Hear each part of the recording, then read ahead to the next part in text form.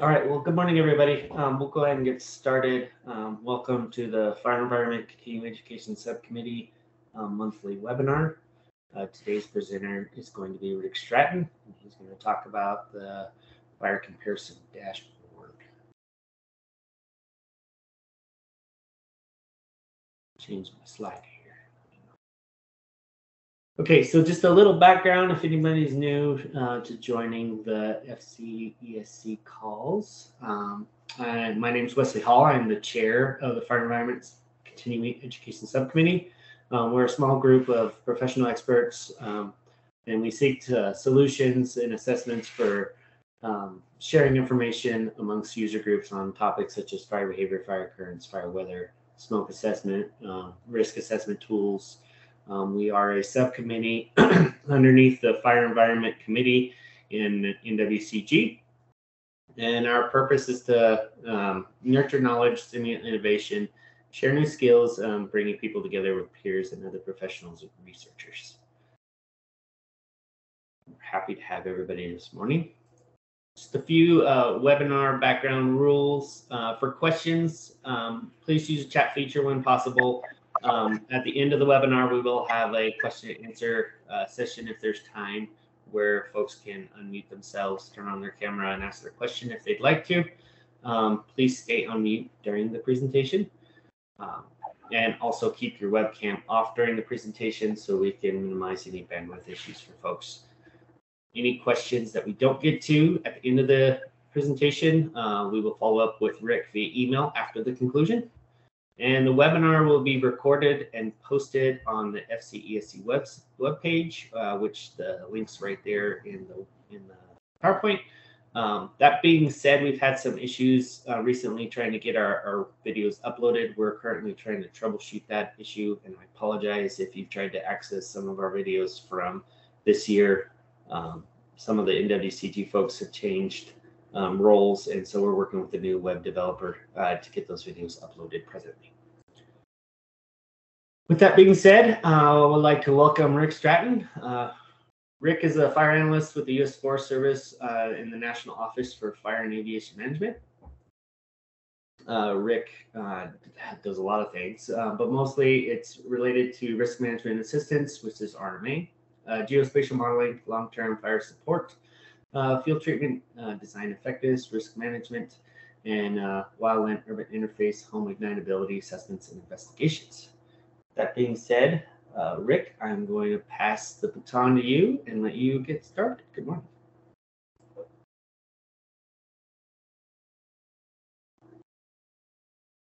All right, got me okay? I got you. Okay, it's good to be with all you. How long do we have? We actually have 2 hours, so you can take as much time as you need. Oh gosh, that's dangerous. 2 hours. You don't have to take up the whole 2 hours, but that's what the webinar is allotted for. Okay, I don't got 2 hours in me. That probably surprises some of you, but I'm thinking it'll be about 45 to an hour at most. And looking forward to your questions afterward. So great to be with you. Thank you, Wes, and thank you for this opportunity. What I'm going to show you today is the fires comparison matrix. It's now on the dashboard. We've been, this is just over a year old, so this has moved very fast. And I'm always open to your feedback. We're constantly improving. So I just updated this PowerPoint. So hopefully there's not too much crazy in here that I didn't see.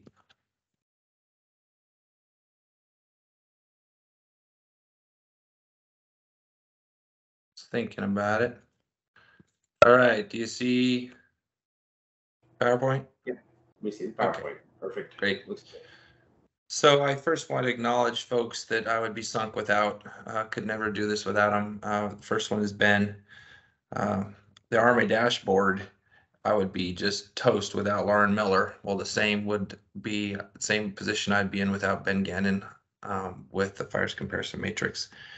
He's with Enterprise with the Forest Service and does all the intersecting of the GIS data, just hugely important to this effort. The other two are names you may not recognize, and that's Chris and Delaney. Chris is with Reacts Engineering as well as Delaney, and Delaney's the programmer, and Chris is behind the automated and runs of a fire model called Elmfire, which we leverage at times. And then lastly, a lot of the risk assessment data is from Joe and Julie with PowerLogix.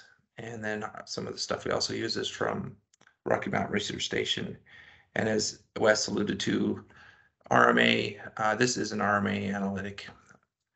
All right, so I'm going to just jump right into it. So what is this fires comparison matrix or dashboard or spreadsheet? We've used different names.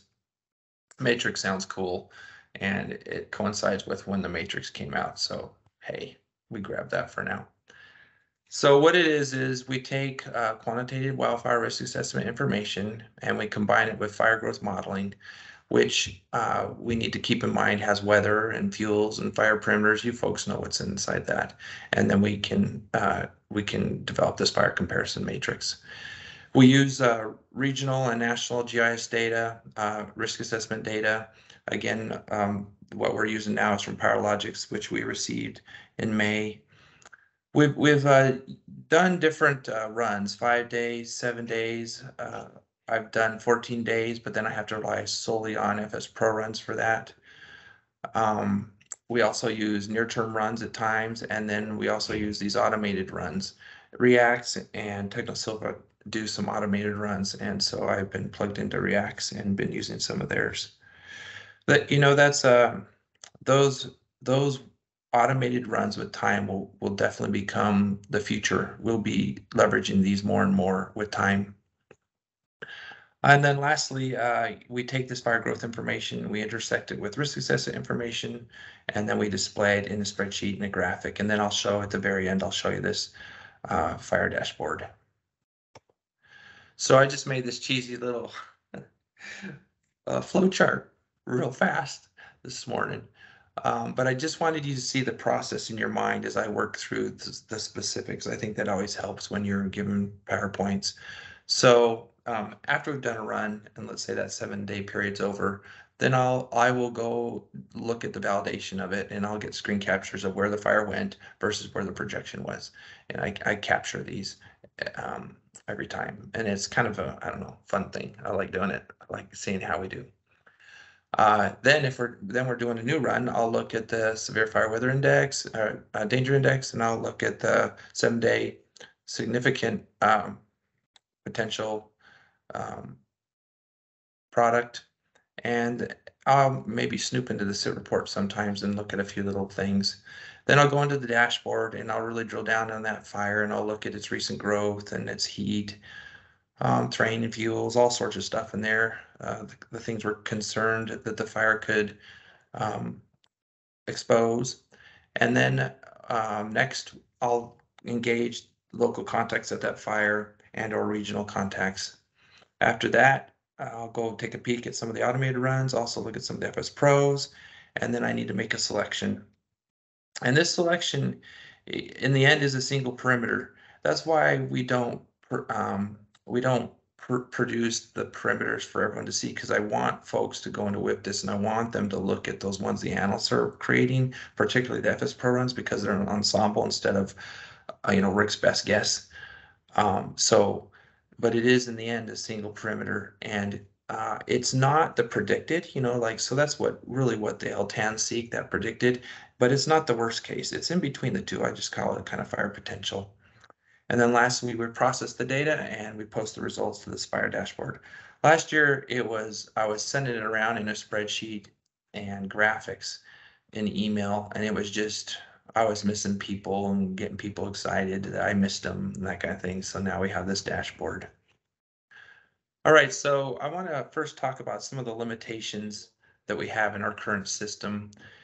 And Wes, I don't see, if there's quick questions, just stop me. So our current system, and then, why use this fires comparison matrix? So right now there's tremendous variability among big acts. This is a nationally consistent data set that levels the playing field and can provide, an unbiased comparisons with among GACs. It's quantitative, where much of the other things we have are subjective. You know, everyone smiles at the 209. They say it becomes an essay contest, and you save your best written 209 for the next fire and change words. You know, we all know that. And some of the Mac support docs are very subjective as well. So this is just a quantitative metric that you can add to a process.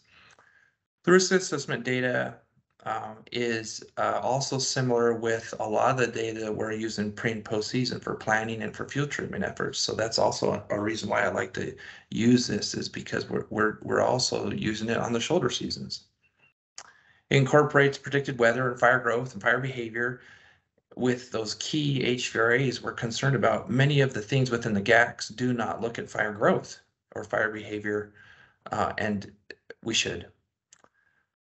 It's a way to look at potential, you know, again, 5 to 14 days, and it's versus reactionary. You know, often the fire moves into this area and then there's heightened concern, and then Pharaoh's army comes in. Well, this is a little different. This is trying to get out ahead of it before the potential destruction occurs. And the product is really easily understood, and yet it's powerfully informative. The other thing I'd add is, you know, times have changed, and you think about that. Like last year, you know, we're having fires that are burning more acreage than a GAC burns in an entire fire season.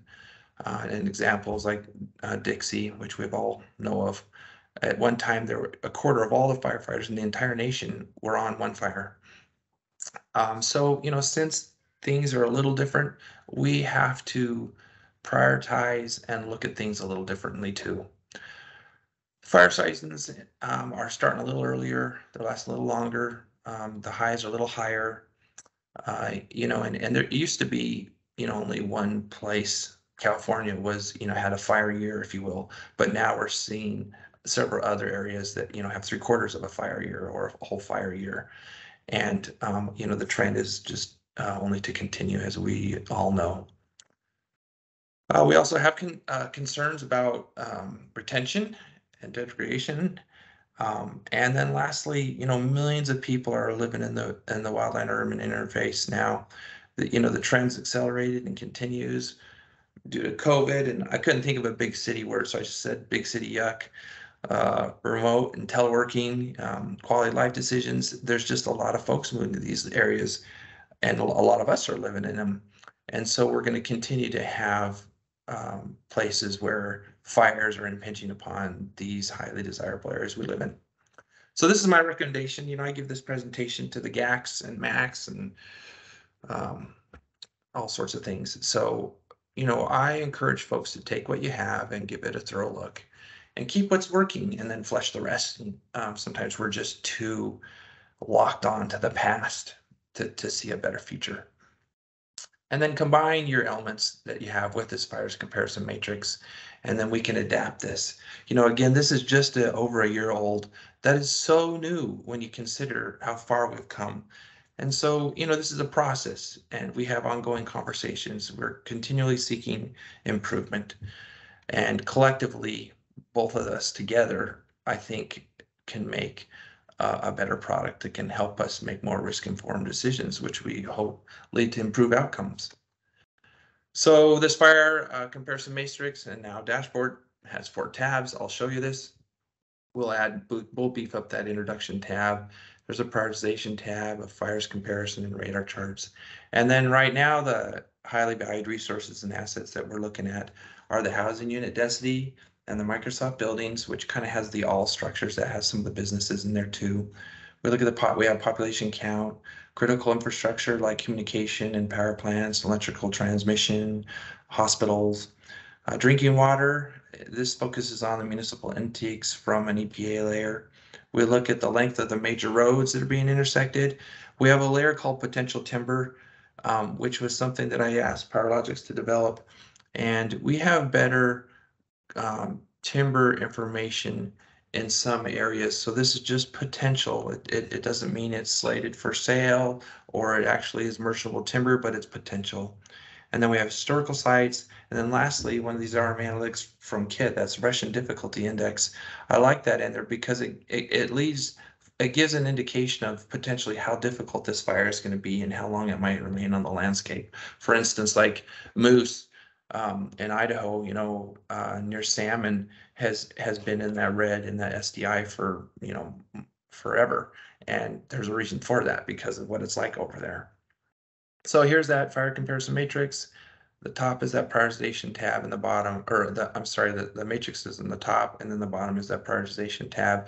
And this was through September 3rd through the 7th last year, and you can see some of those names, those big fire names that we know, Caldor and Dixie and others in different states, and then the HVRAs, and then the numbers associated with potential population or housing unit. When we just had this spreadsheet, one of the GACs, I think it was actually Northern Region, wanted it simplified even further to where we had a prioritization tab. So based on whichever HVRA metric you look at, then the fires are prioritized. Some folks want us to have another column that takes it all and lists it here, one ring to rule them all. But I resist that because this is where the discussions at the GAC and at the MAC level occur. You can see the prioritization, you can see the fires of concern, and that's where you then prioritize. We don't have to create a way that we could weight each of these and then have that in here. So another way that's got a lot of traction, and I acknowledge Aaron, who used some of these several years ago in California. We have adapted them greatly and changed a lot of different things here.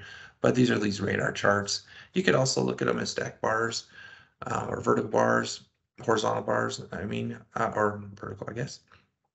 But these are the highly valued resources and assets listed, and then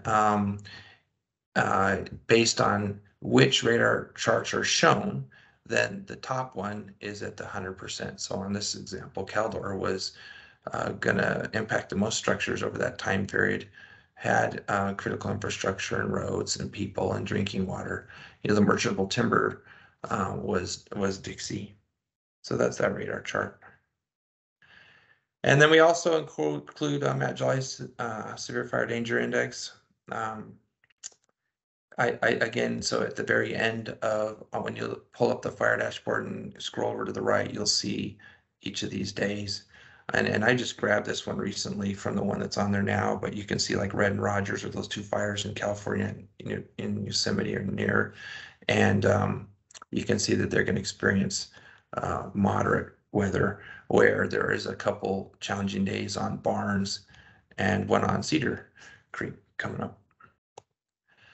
So some quick timeline of how this all progressed.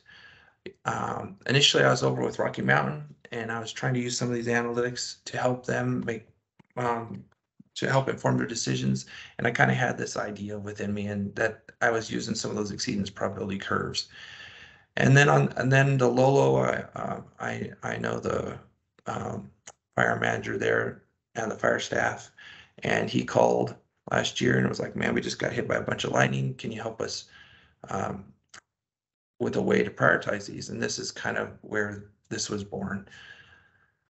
And then it just took off from there. July 17th, we used this on 8 large fires in the nation, and I'll show you an example of this. So this is where the example comes from. And then on the 20th, we added the prioritization tab. I noted that earlier. On the 30th, we added the radar charts. This was the first time that I was aware of where we started using these analytics to inform type 1 crew movement. Later, they really liked this, so they started using it to inform type 2 crew movement. And then eventually they started using it to inform where its management teams were deployed. And so in 2021, the summary was we did this about 15 times. Local units used it. Like some units, they have multiple fires. We're looking at that. And MAC, GeoMax, and GACs and regions, and WFAM was using it, as well as Forest Service and department leadership were looking at it to communicate what we were doing. And then this year, we've continued to do the same. We've doubled the amount of fires comparisons we've done, because Southwest started early and then Alaska was very active. And the same kind of users are listed there. Some examples of the process working. You know, in this year, Northern Rockies adopted this. They voted on it in the spring, and so now instead of the prioritization worksheet, they're using the 209s. They're using the information from the IC calls, and then the quantitative metric is this fires comparison matrix to inform the prioritization, and it's been working great. They spend hours and hours daily with that prioritization worksheet last year, and so they've been very happy with how it's rolled out this year so far. Alaska, you know, a lot of their fires, they had one of the largest fire seasons on record this year, and they had all big fires over entire landscapes and limited resources, and a different approach there where they are judicious on how they attack these fires. And so this lended well to leveraging this fires comparison matrix. And I know the state fire chief and the MAC, the GACT used this extensively. And it was brand new to them, but they moved quickly into looking at it and interested in it, and then started using it. NMAC last year, I got a couple examples that explain or demonstrate how we've been using them. I remember when Tamarack started, you know, I was called by the crew support by NMAC, and they said, you know, we've got 10 IHCs coming up.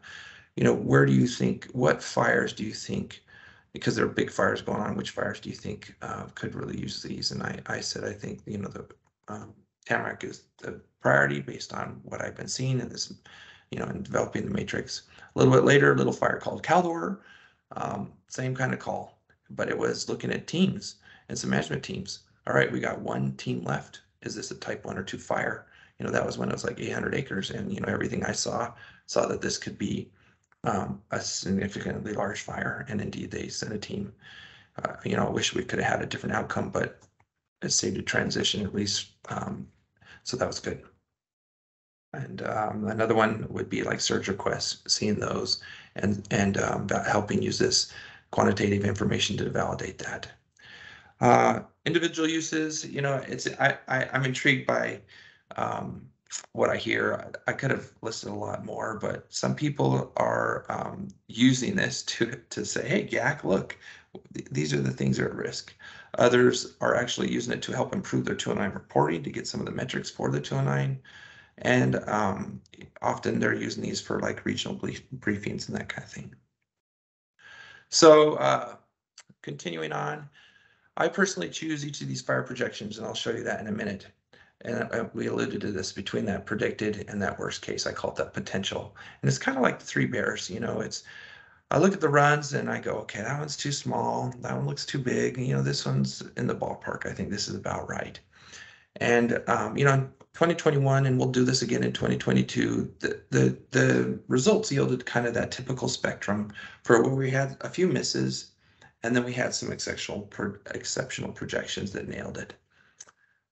You know, but I am convinced that, you know, these best outcomes are realized when I've got an FS Pro from a very experienced long-term analyst, or one of those automated runs that is really good. We've got an accurate weather forecast, and then I choose that represented projection that is, and you know, in 7 days later, it turns out to be right, if you will. So let me show you this. So I told you that first run we did after the Lolo was 8 fires nationally. That's what you're looking at. They caught one, so there's 7 shown here. And there's a spectrum between, you know, I call it, man, we bombed it. We just totally blew it. We missed the mark, to a miss, to, hey, these didn't do too bad, to, hey, man, these did great.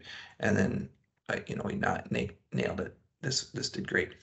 And so of those 8, you know, Dixie, we got the toe right, we got the flanks right, but we unfortunately underpredicted the head. And so I call this a miss. I'm being hard on ourselves here. We needed to show more growth.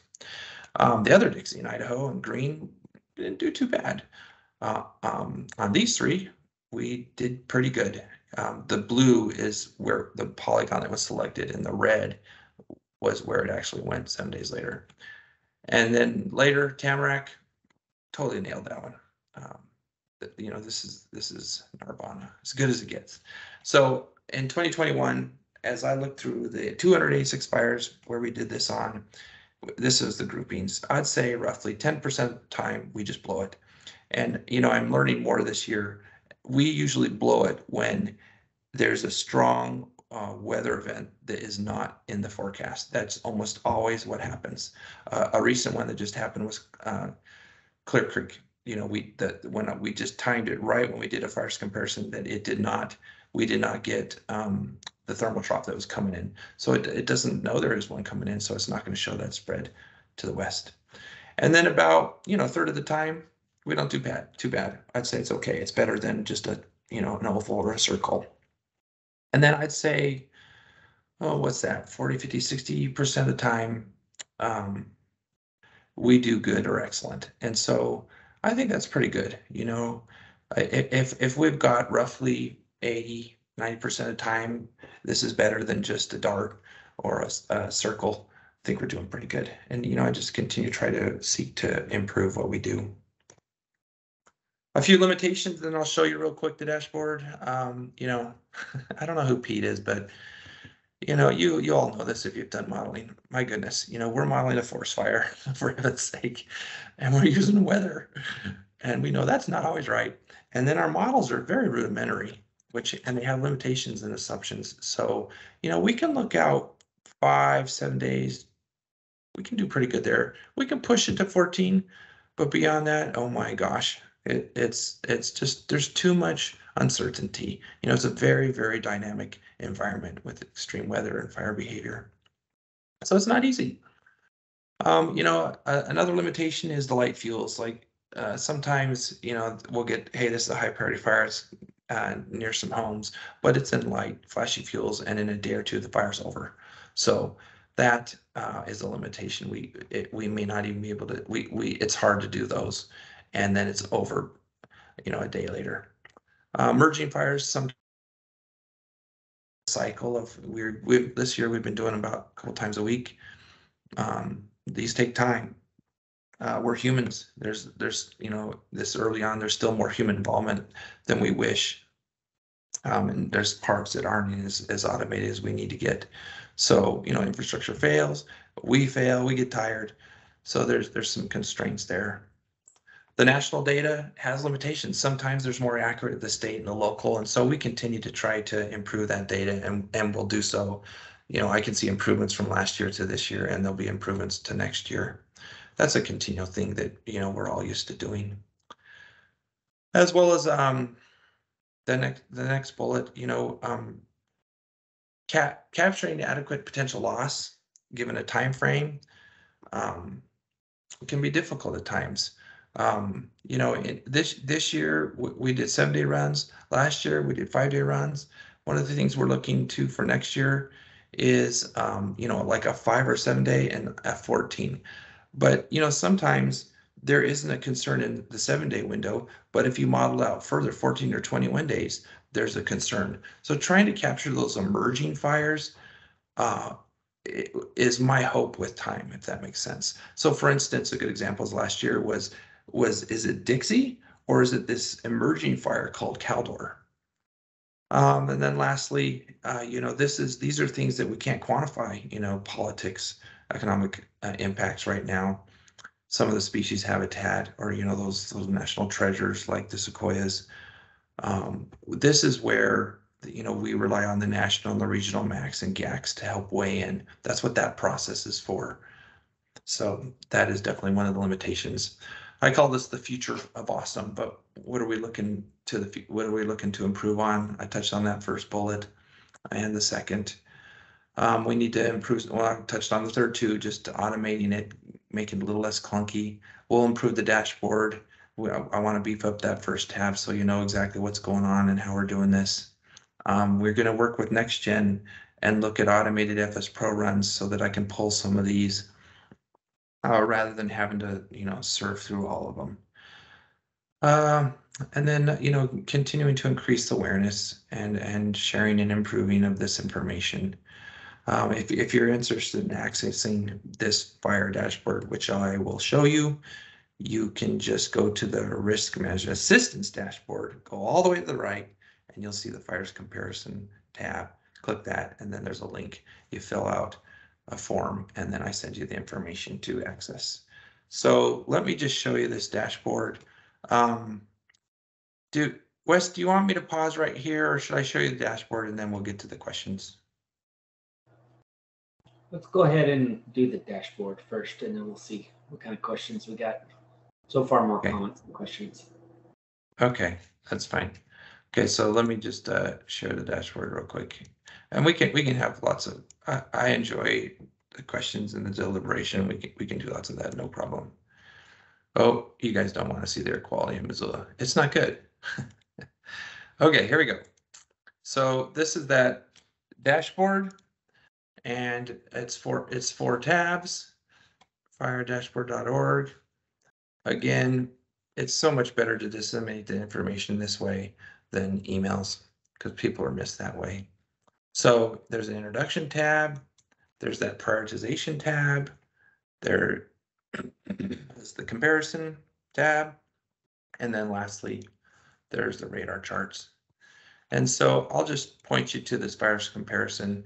You can, so if you wanted to just look at housing units, which fires, well, let's say we wanted to look at Northern Rockies, and we want to look at the housing units and the concern to the housing units. Whoops, there we go. We can see the different, you can sort them and look at the different fires.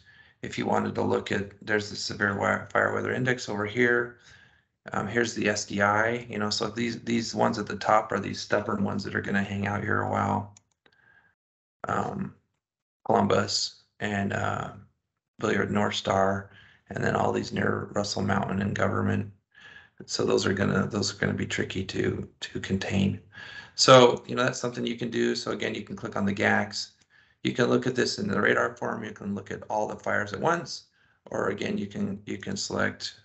Here's NWCCs and get a sense of what these are looking like. And again, it's that these change based on which fires are on this. They're relative to one another. And then if you just, the prioritization, you can look at this and say, okay, if all we care about is homes and other buildings, then this would be the prioritization nationally. Or if you wanted to, look at the Great Basin, you'd say, okay, that right now, this next 7 days, this is what it would be based on that fire behavior. You got to remember it's based on that fire behavior. If you're really worried about drinking water, moose is the top dog. Same with infrastructure and timber.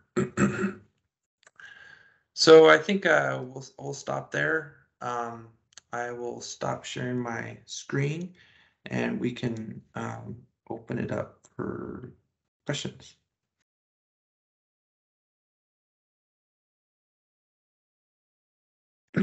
All right, thanks, Rick. We do have a couple questions. First off, from Kevin Osborne, he asked, other than SDI, is there any incorporation of resource commitment time or expected time to achieve objectives? If not, do you see that as something that could be integrated, or is that more of a realm of things that can't be accurately quantified?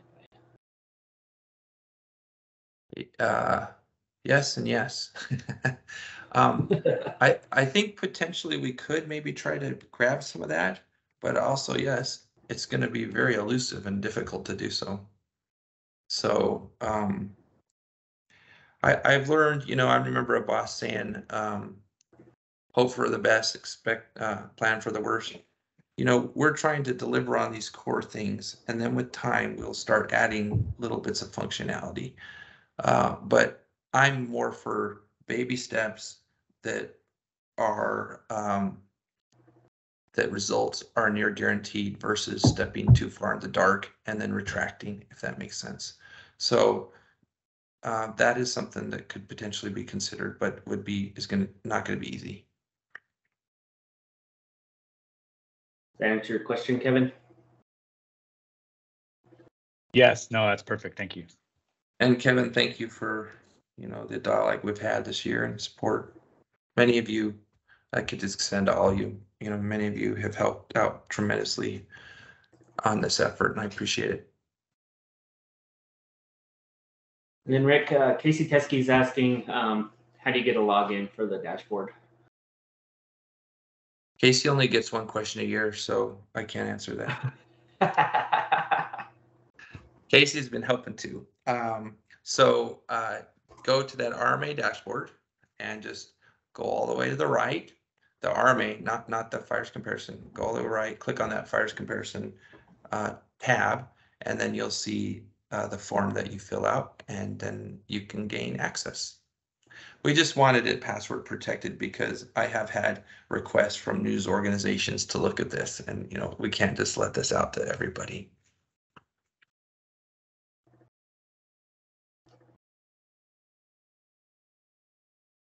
And then I have a question, Rick, or I don't know, maybe a comment or a request. Is there anything you could give as far as advice for folks to improve their FS Pro runs for the future for this effort? Oh yeah, maybe I will take another hour. So I'll put in a shameless plug, okay? And I don't do this in a boastful way. I have been running around the track longer than anybody when it comes to FS Pro. Chuck and I, Rob Seeley's gone. We used to run it in command line, if you can believe it. I think that was like 2005. So we've been learning longer than a lot of people, and I have seen over time we just make some errors, simple errors that can really increase the accuracy of our runs. So people think that if the FS Pro leaves the red area, then you've failed or it's failed, and that's totally wrong. I remember when we first made it, I developed the colors, by the way, except for the pink. It used to be purple. It was following the spectrum. They messed it up. They liked the pink. Zimoniac liked the pink, so it stuck. So anyways, I remember once showing this big old output on a fire to the line officer, and she's like, I love this, I get it, but I want you to remove the pink. I'm like, no, because it showed it just going, burning up this community, and she didn't like that. And I get it, why? But to me, those colors, I immediately look at the red and I look at the pink, and I don't look at much of the stuff in the middle. Those are very critical to look at the worst case. And so technically, if your fire stays within those colors, you were right. But what I have found is often folks are trying to dial it in so closely that you lose the rare events. So we're not doing enough number, so we should at least run 2,000, 3,000, 4,000 fires if you're doing a true FS Pro that's going to be accepted. You want more fires so you'll get more of the runs. You definitely want to use both wins. Don't use 10-minute.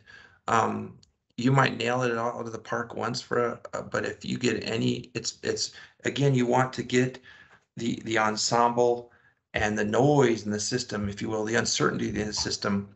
And so that's what you do that for too. Definitely incorporate the previous fires. That's something that we don't do a good job in. Let's see, I touched on the number of fires. What else? I'm trying to think of what else is a benefit. Capturing those areas on the landscape where it's going to stop are critical. And so some people, remember, if you're going to choose Finney, to get the crown fire, active crown fire spread right, you got to double or even triple the crown book density. If you use Scott and Reinhardt, you don't have to worry about that kind of stuff. So I think those are a few main things.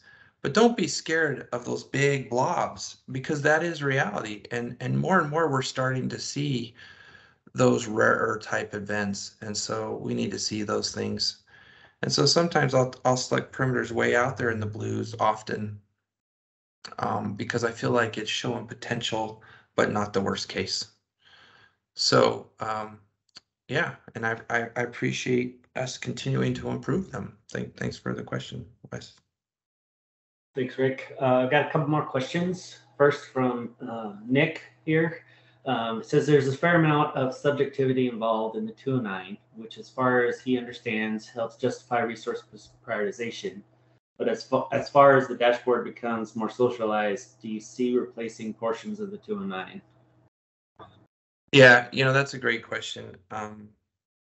We still use the 209s. We still look at the 209s. GACs still look at the 209s. But, like I said earlier, and people laugh about it, it's become this essay contest. And, hey, this situation's got a greatly crafted 209. Can I have that one? And you tweak it to your to individual needs. I've talked with Matt Jolly about this. Wouldn't it be great that we have electronic 209 that is pulling GIS data and it's populating it based on that versus us. And so I do see the fires comparison validating 209s, helping to improve 209s, and it being a companion to the 209, and maybe a check of the 209. So I didn't think about it, but just, I think that was last year, someone said that they were using the dashboard to help fill in their 209, because, and I had never thought of that, but I thought that was a pretty good use.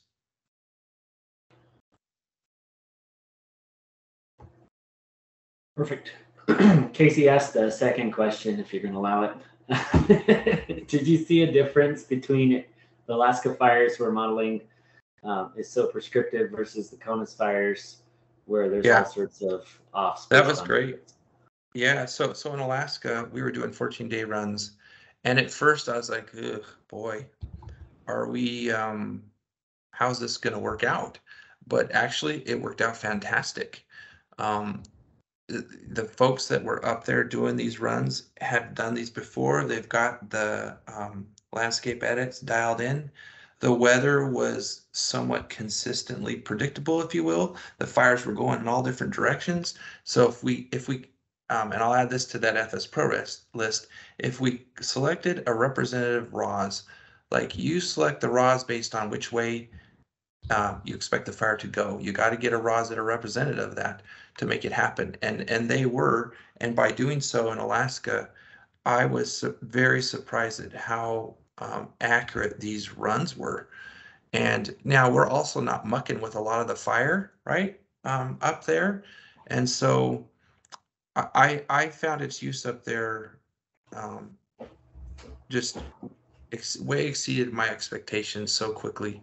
And I love that they were 14 days. That is absolutely fantastic.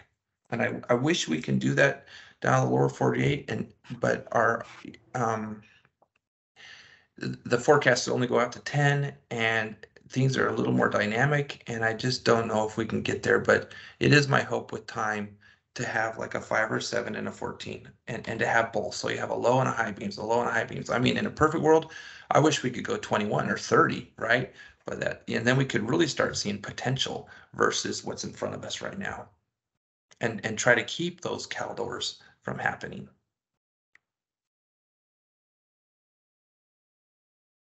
Perfect. Andrew Bailey's asking if you think the gridded weather will ease some of that challenge. I think so. Yep. And we're already seeing that, right? Things extending out from 5 to 7 to 10. It is helping. The gridded weather is definitely improving. I mean, when I started doing this, you were somewhat confident in 3 days, right? That was it, maybe.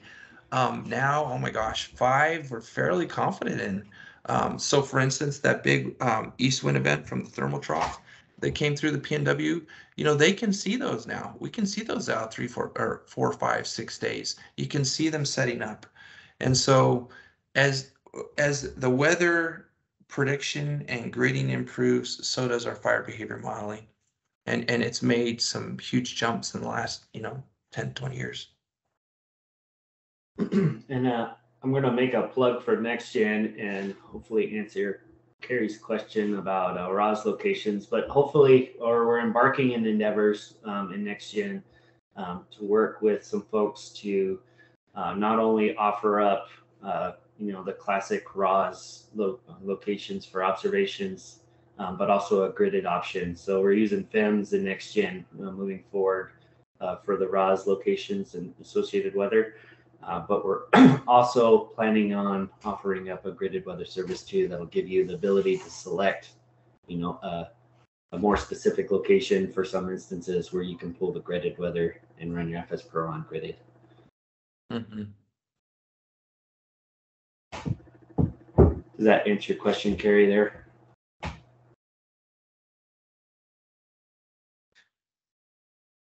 Is this open mic? It is open mic. It does, Wes, and I'm really looking forward to that. That what Rick just threw out there, which isn't generally conventional teaching, is something that a lot of us have used for a long time, because the rods that you pick, well, the criteria you use may be that you're looking for a wider distribution of wind directions. So you may go outside of what may be representative in other aspects and find one that's more representative of wind direction distribution. But oftentimes, because of where RAWs are sited, they may be representing terrain winds in an area that is nowhere like where your fire is. So you're out there looking for RAWs that would be more representative of whatever types of winds are influencing your fire. But that's such a nuanced concept that it's difficult for people to pick that up along the way until somebody like Rick comes out and says, this is the way we should be applying that logic in these circumstances. Your raw selection in FS Pro is massive. Like, it is a massive, massive driver. So for the winds, that is, and for the weather. But you could have one for the weather and one for the winds. But don't accept one for the wind because it's close. You got to accept one. I don't care if you're in a different state. If it has your windrows is representative of the way the fire is likely to go, you go with that. Now the weather one, you need to look at site conditions and elevation and those kinds of things. That's really important because that influences the moistures. But your selection of the windrows and then both winds is huge, absolutely huge. Like, it is as important as accounting for a giant fire that's right in front of your fire that you're modeling that isn't accounted for in the landfire data. Hugely important. But how do we get that word out, Rick? I mean, we are teaching that to a degree, that you can certainly select the different RAWs for winds than you do for ERC. But when do you start looking at winds that are representative of where you think the firework is going to go, or where it has been going and will continue to go, as opposed to the variability which introduces more possibilities into the ensemble?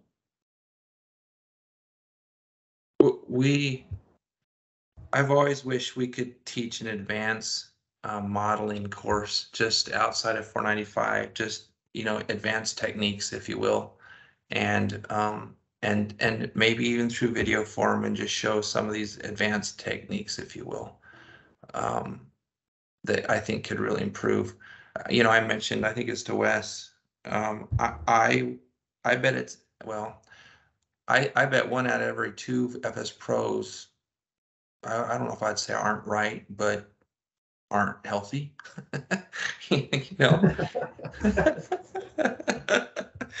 Could be better. Let's say that. It's highly reflective of who's doing them and how you're doing them. Well, maybe we ought to form up a little cadre here with this group, because I think there's some pretty advanced modelers here that might be able to sow the seeds for some of that advanced learning. Because you're right, we do need to take it to the next level. Yeah, and I was going to toss out real quick, you guys, this is such an exciting time. I mean, the Forest Service is now putting regional analysts in the regions. We have some places that have 3, 4, 5 of them now. I mean, the analytics are emerging. I'm called, like yesterday, I was called by planning ops on mosquito and trying to incorporate a lot of the stuff on the RMA dashboard. I mean, we're here now. That cell we've been trying for so long, the opportunity is upon us now, and the future is so bright. It is such an exciting time to be in fire analytics and fire support. Long duration fire support, and so I'm stoked about the future and working with all of you and where it's going to lead us. I really do. I know it can lead to improved decisions, which we hope will lead to safer outcomes and smarter outcomes for the land and for the people. Yeah, and that being said too, I was going to mention we're meeting next week, part of the 495 cadre to work on the curriculum for this next offering of S495.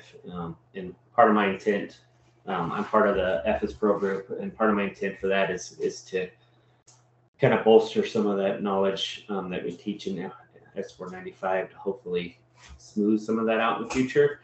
And then tagging on to that notion of having some sort of advanced, kind of workshop, so to speak, for analysis or analysts. I think this subcommittee, the FCESC, can definitely take that on. I'll talk to the fence folks, and we can put some stuff together, and I'll probably be contacting a lot of you to help out with that if you're willing to. I'd like to get a kind of a panel together to do some of that work. Yeah, it's great. Another question real quick from Kevin. He's asking if there's ever situations where you choose 10-minute only for the wins, and that he tends to use both often, but he's done 10-minute on occasion. So, trying to think back that year, 2008. It's a long time ago.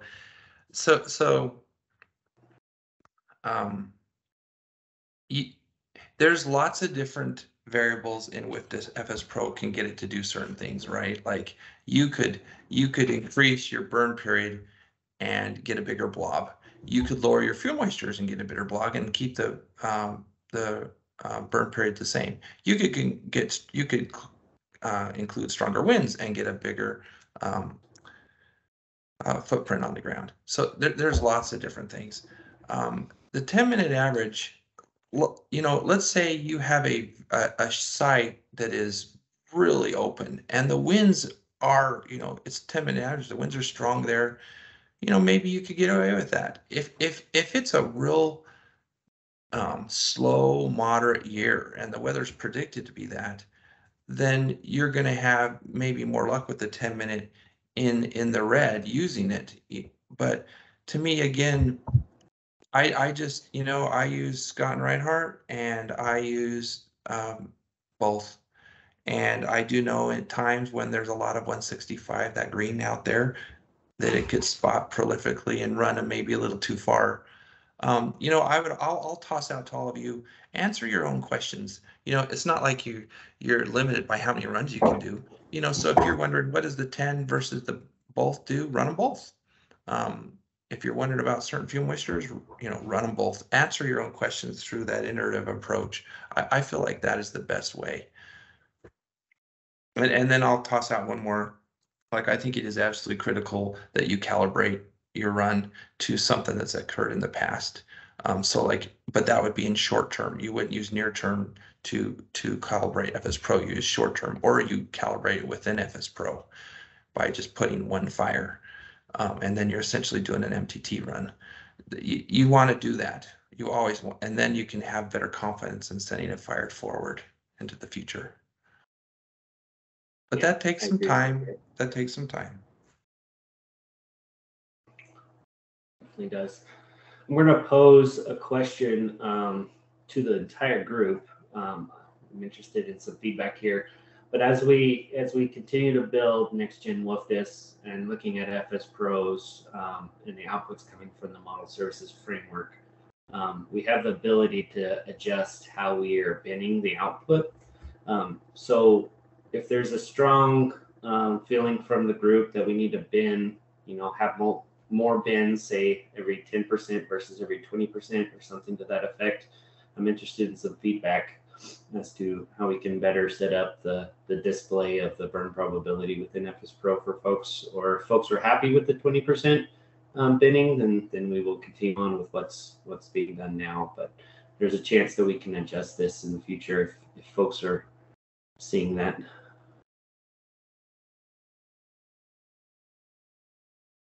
Does anybody have an opinion? I personally think the standard isn't too bad right now. Okay. Looks like Casey agrees with you. That's just my opinion, but sometimes to speed stuff up in the wins, I will, like, if there's just a very, very small amount in the both wins, I might get rid of one row and recalculate, drop it from the 0.02 in the 50 down and put it into the 45, something like that. I mean, you can adjust some of those things, but those are more advanced things. I just don't know if I'm really intrigued by the potential for looking at the automated runs and seeing how they do. Now, we're not going to run with that and give it to people, and that's what you use. But there's learning that will be involved when we do these, and when I start looking at them and using them. Yeah, so I don't know. I mean, every year I learn something new. That's what's exciting about what we do, even with FS Pro every year.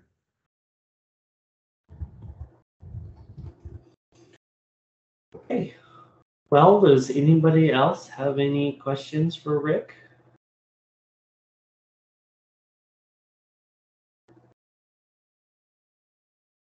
Thanks again for coming, everybody.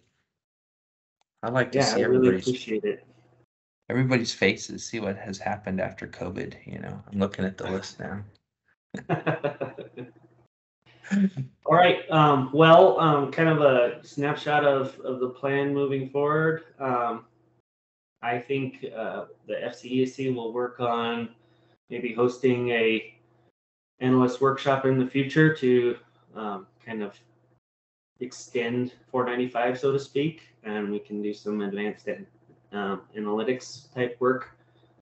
We will start that endeavor. It probably won't happen quickly, but and if anybody has any input or wants any input to that, please send me a note. I'm more than happy to include everybody or anybody that wants to be involved. So thank you, Rick, again, and thank you, everybody, for joining. That being said, this webinar was recorded, and we will post it as soon as we can get it up on the website. Thanks, everyone.